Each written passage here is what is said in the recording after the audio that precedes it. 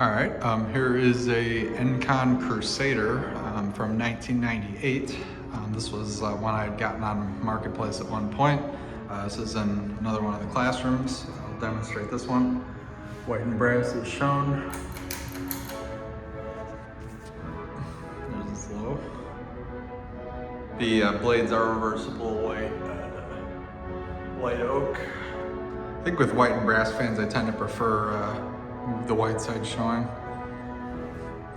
Also, I believe the shades are actually Hampton Bay carriage house shades. I had a set of 3, so they look good on this fan.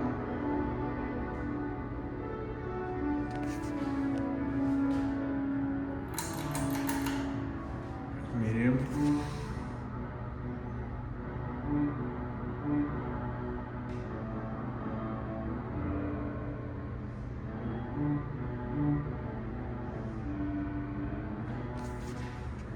Decent airflow, nothing too crazy.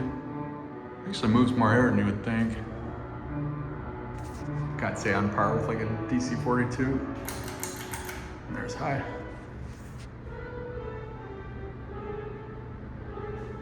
So these are just kind of plain Jane classrooms.